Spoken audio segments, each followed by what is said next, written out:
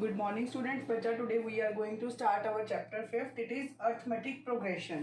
Yes बच्चा, आप लोगों ने सुना होगा कि सीरीज होती है. सीरीज का मतलब कोई ऐसी चीज़ जो एक के साथ दूसरी कनेक्टेड हो. जैसे आप हम लोग पढ़ते हैं, जैसे सिंपली मैं आपको बोलूँ कि 1 3 5 7 नेक्स्ट फाइंड दी 4 टर्म्स, तो आप आसानी से फाइंड कर सकते हो क्योंकि आपको पता चल रहा है कि फर्स्ट में अगर 1 में मैं 2 ऐड कर रही हूँ तो नेक्स्ट टर्म 3 आ रही है. अगर इस 3 में मैं 2 ऐड कर रही हूँ नेक्स्ट टर्म 5 आ रही है. अगर इस 5 में 2 ऐड कर रही हूँ तो नेक्स्ट टर्म 7 आ रही है. तो आपको ये चीज़ पता चल रही है कि अगली वाली टर्म है जो पिछली वाली टर्म में कितना ऐड करके आ रही है 2. और फॉर एग्जाम्पल तो आप अगली ये वाली टर्म्स कैसे फाइंड करोगे. 7 में 2 ऐड किया 9, 9 में 2 ऐड किया 11, 11 में 2 ऐड किया 13 एंड 13 में 2 ऐड किया 15. तो ये एक सीरीज होगी. ऐसे ही अगर सपोज मैं बोलूँ 2, 4, 6, 8, 10, नेक्स्ट फाइंड 3 टर्म्स और 4 टर्म्स. अगेन आपको पता चल रहा है कि ये सारे इवन नंबर्स हैं और हर एक में 2 ऐड करके आ रहा है. जैसे 2 में 2 ऐड किया 4, 4 में 2 ऐड किया 6, 6 में 2 ऐड किया 8, 8 में 2 ऐड किया 10. तो अगली कैसे निकालोगे 12, 14, 16 and 18.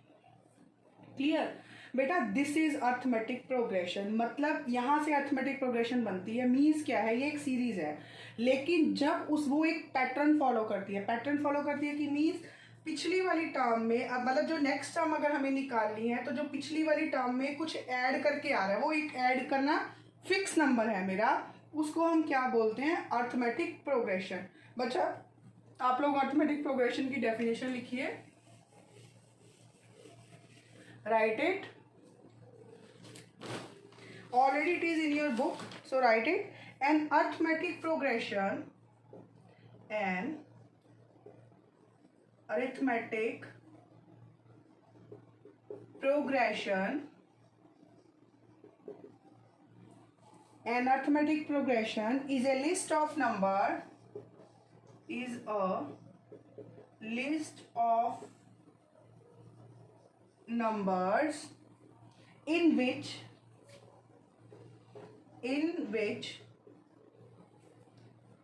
each term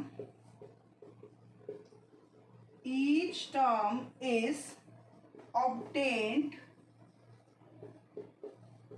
by adding a fixed number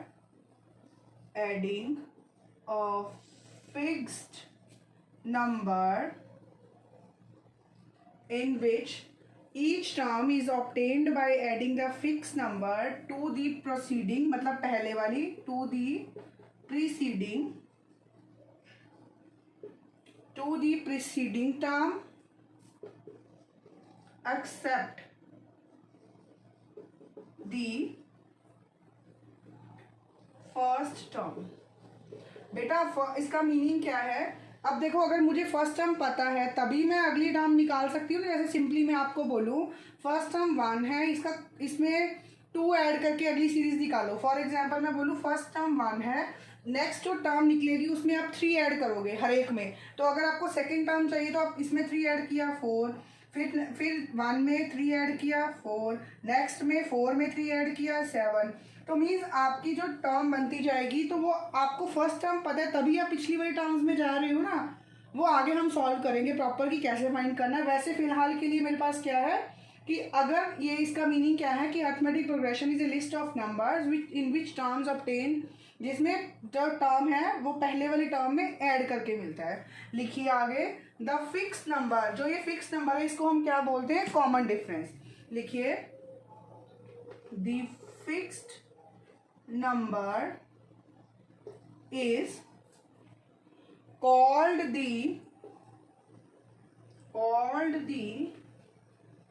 common difference, of the AP. बेटा the fixed number is called the common difference of the AP. Beta, you can remember that this fixed number, it can be positive, negative और zero. ये कुछ भी हो सकता है, positive भी हो सकता है, नेगेटिव भी हो सकता है और जीरो भी हो सकता है। बेटा after this we will start our exercise 5.1. I am going to erase it and we are going to start our exercise 5.1.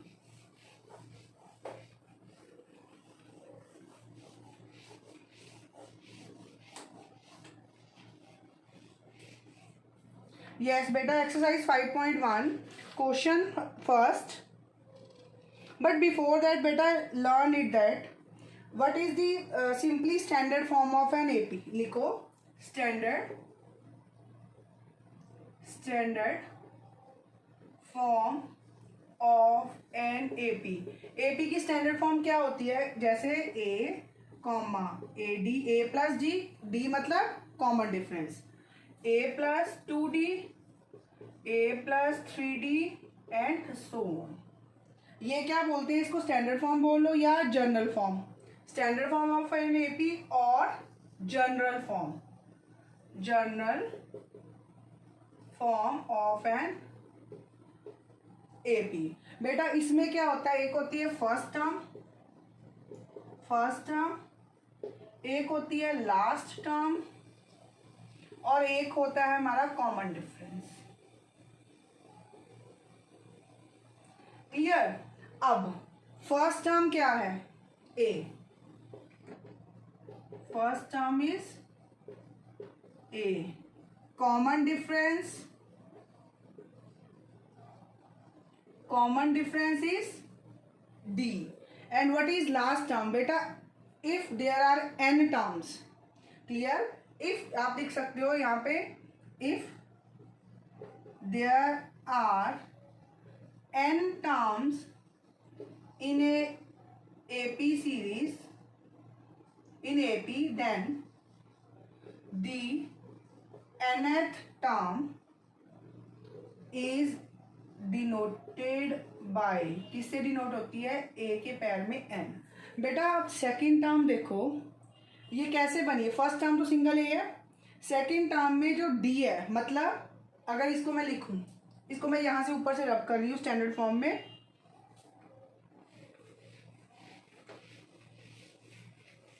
जो ए एन है वो क्या होती है? A plus n minus 1 into d. और जो डी है वो कैसे फाइंड करते हैं? Let suppose A1, A2, A3 and so on up to AN be the terms of an AP. अगर AP की टर्म्स है, मुझे D फाइंड करनी है. D कैसे फाइंड होगी? A2 minus A1 is equal to, ये सेम चलेगा क्योंकि AP है क्या चीज कि मैं हर बार एक फिक्स नंबर ऐड कर रही हूँ उसमें, और हर बार मेरे पास एक फिक्स नंबर की वैल्यू ऐड होने के बाद नेक्स्ट टर्म आ रही है. तो यहां से क्या आया? A3 minus A2 is equal to A4 minus A3. It is equal to D. बेटा these I can say that it is the vocabulary of the AP for 5.1. Next we will do the sum of an AP and all other things and find how to find the nth term and all. Still now it is there for 5.1. I will explain everything according to the, like it is given in the NCERT. Suppose, so it is clear to you? I hope it is clear. Next we are going to start our exercise 5.1. Beta may I erase it? Yes.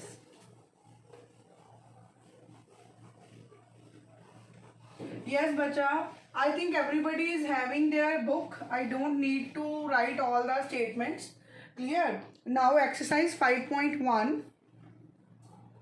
Exercise 5.1. We are doing the margin here. Yes, the first part is they are saying for in first question, which of the following situation does the list of the numbers involved make an arithmetic progression and why? बेटा वो मुझे बोल रहा है कि जो उसने नीचे सिचुएशंस दी हैं उसमें जो है वो अर्थमेटिक प्रोग्रेशन बना रहा है. अगर बना रहा है तो रीजन दो. Clear? First is the taxi fare after each kilometre when the fair is ₹15 for the first kilometre and ₹8 for the each additional kilometre. बेटा क्या बोल रहा है?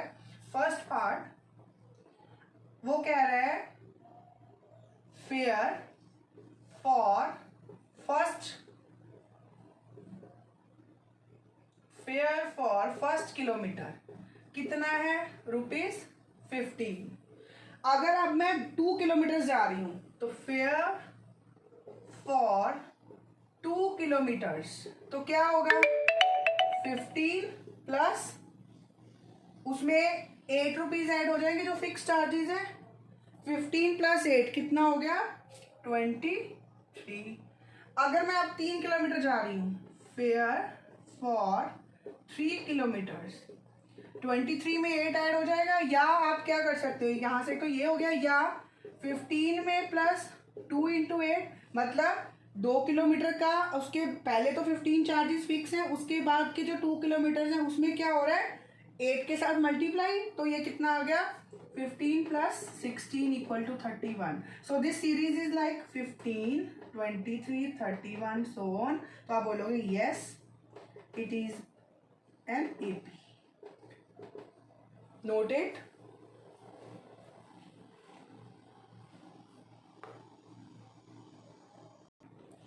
हाँ जी बेटा, second part what they are saying the amount of air present in a cylinder where a vacuum pump removes 1/4 of the air remaining in the cylinder at a time। बेटा amount of air means volume, तो आप लिखोगे let the volume be v कितना remove हुआ 1/4, so removed 1/4 of v, तो left v में से -1/4v। बेटा जिसके नीचे कुछ नहीं होता उसके नीचे क्या होता है 1, और अगर यहाँ से मैं v कॉमन निकाल दूं अंदर क्या बचा 1/1 माइनस 1/4। आप इसका एलसीएम लिया 4 माइनस 1 इज 3v/4। अब जब नेक्स्ट टाइम है अगेन इसका 1/4, तो पहले इन फर्स्ट स्टेप आप लिख सकते हो in first step, in second step में क्या होगा बेटा, इन सेकेंड स्टेप कितनी एयर रिमूव होगी 1/4 इंटू 3/4v कितना हो गया 3/8v। सो लेफ्ट पहले कितनी थी उसमें 3/4v रिमूव हुई 3/8v, again v common 3/4 minus 3/8। बेटा I am going to erase this first part.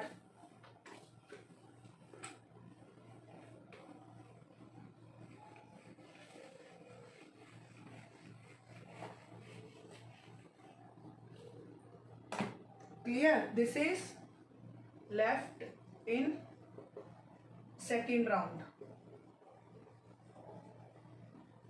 कितनी होगी v 8 6 माइनस 3, तो ये आया 3/8v।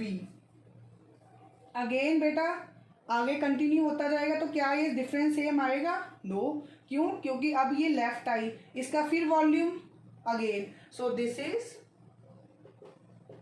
not an AP। Clear? Next third part। हाँ जी बेटा जी, the cost of digging a well after every meter of digging when it cost ₹150 for the first meter and rise by ₹50 for the each subsequent meter। बेटा I think it is clear like the first part। तो for first digging for the first meter rupees is 150, for the second meter rupees 150 में क्या add करेंगे plus ₹50 200। Next time for third 3 meters ₹200 plus 50 ₹250। So it is a sequence. क्या series बन गई मेरे पास, ये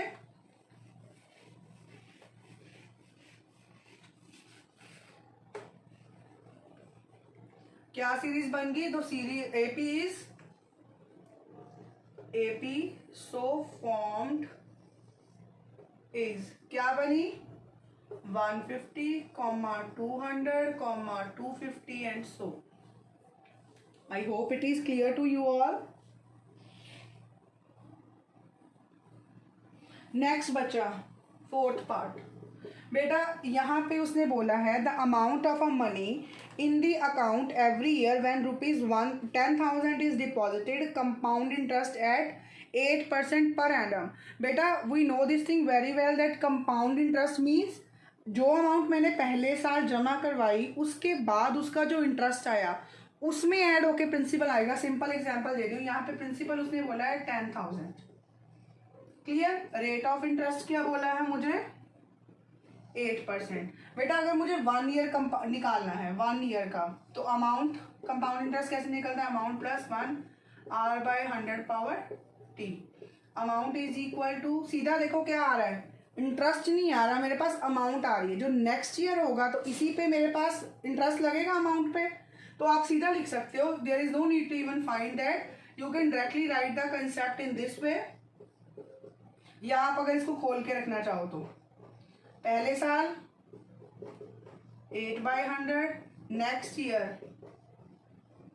अगर मुझे 2 साल का निकालना है तो वो मुझे ऐसे निकलेगा। तो आप डायरेक्टली लिख सकते हो, there is even no need to write this one. तो you can directly say compound interest can never form an AP। Clear? I hope beta first question is clear to all of you.